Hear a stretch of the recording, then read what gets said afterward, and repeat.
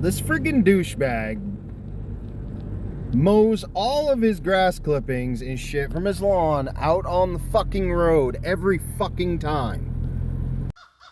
Jumping back on the old wood chipper today. I've got temp gauge. Yeah, I know, it's wonky. It was what Napa could send me.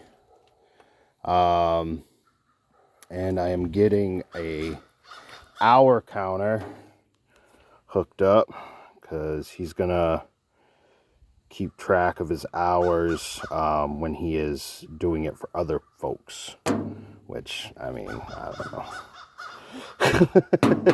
I think he's actually gonna rent this out, which I would never. I don't even know.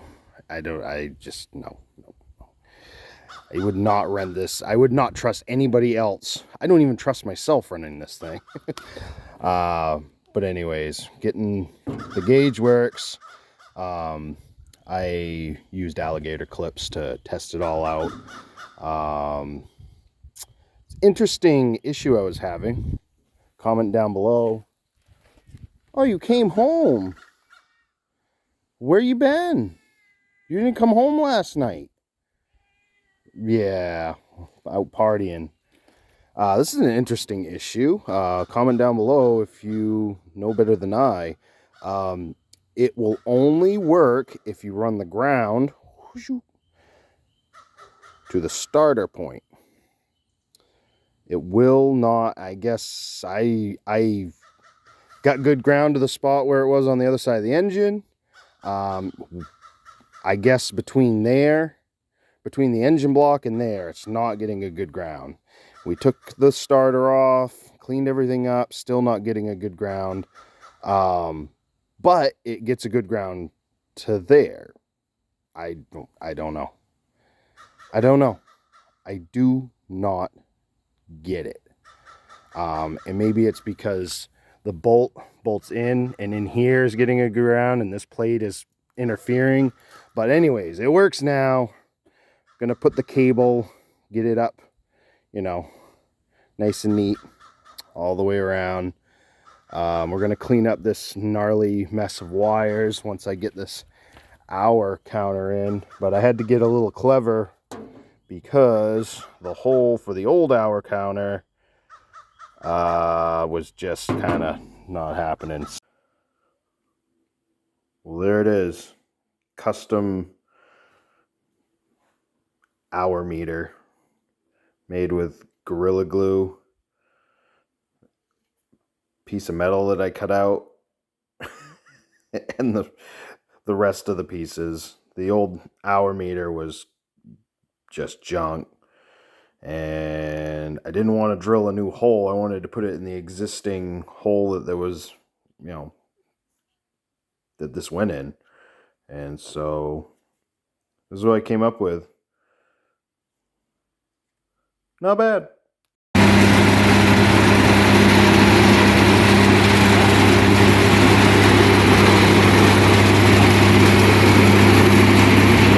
I gotta do is get that hour counter installed. I'm just waiting for the glue to dry right now.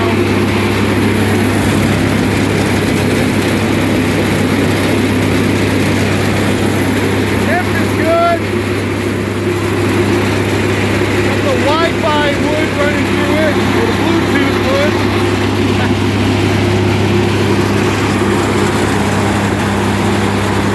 Figured I'd let it run here for a while, see if it overheats or anything goes on, but it's running real good. I think hope the owner's gonna come pick it up soon. It's all greased up. Other than that hour meter being on there and this like little bit of testing, I'm gonna pull it out back and run some limbs through it.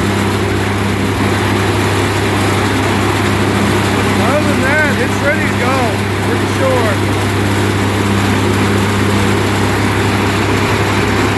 I ran it for 15 minutes straight, or no, 20 minutes straight earlier. I'm gonna shoot for a half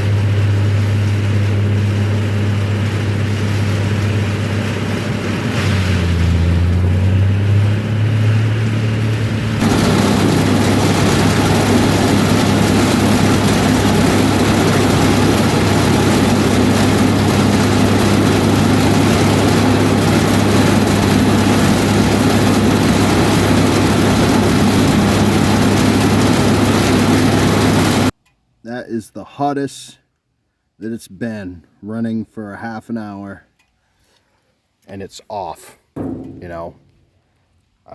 So mostly that's because fan's not moving and water's not circulating.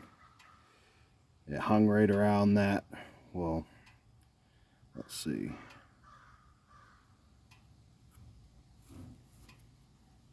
It's 30. Is that 160, I guess? 40, 50, 60, yeah.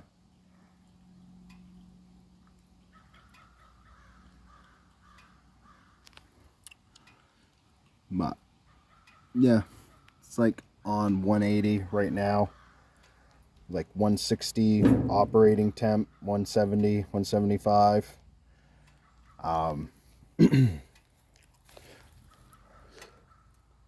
Hoses are all the way they should be. It would be cool if it had an overflow bottle, and I may install one. Just like a little quart jug inside the face there, just you know, to keep it off from the exhaust tip. It sounded good though. It sounded strong. The thing would just blast right through there. For anybody that was cringing while they were watching, I'm right along there with you. I did the best I could to just stay out of the way of the limbs. That one tree there, it just didn't want to take because the branches. That's one thing you got to watch these is those branches. Not only can they pin you up against there and drag you in, but they can also make it so it doesn't self-feed, which is dangerous as well. Chuck and duck. That's what they are. So I got I took a piece of metal and I cut a ring out so that the grommet that screws to here has the new dial meter in it, and I just glued it together. It should hold good. Once I get that in there, they can come pick it up. They're gonna paint it. I did some welding, nothing too fancy, just this thing was rattling apart on them. I just touched it up here and there. So from start to finish, seized engine, had some wiring issues, no cooling issues, nothing other than that, you know, knock on wood. The belt's in fairly good shape. I got a picture of the part number on it for them. All the zerts took grease. He's gonna replace the beveled edges or bits, blades, whatever you want to call it. Yes, that's a Craftsman. That thing broke on me quite a few years ago, and it just hung out in there, and I was looking for a patch, and I didn't really want to cut out a piece of sheet metal, and that was like the perfect thing. So oh yeah, and my makeshift intake, that'll work fine. I am thinking about putting something over that, just so a chip doesn't fly in there or whatever. But figured I'd go along with the pipe theme, the plumbing pipe theme. But yeah, I mean, it runs good. It is running a little rich. The choke butterfly, there's an issue going on there that I could bend a couple of things to make it work, but it's just there's in adjustment. The butterfly wants to sit partially choked,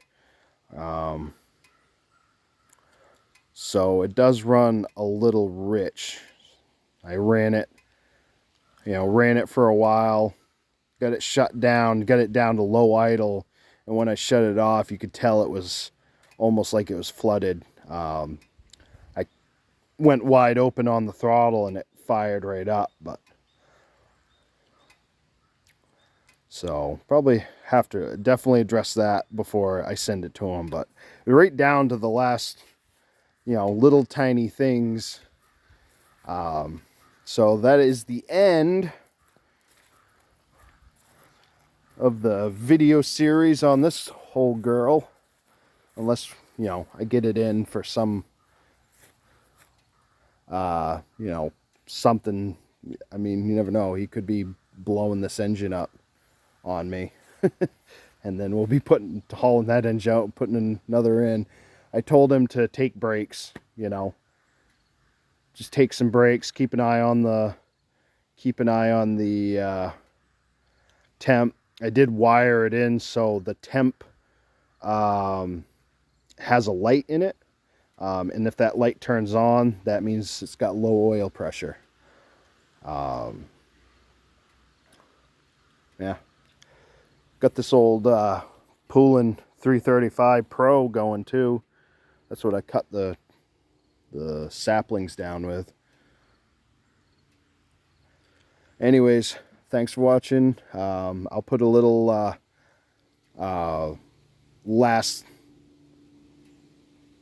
I'll put it within the video a small clip of the hour meter. I mean, it's a pretty simple thing. I did neaten up the wiring up in there the best I could. It's not the best, but it's better than it was from the factory, so that's the important part. See you in the next video.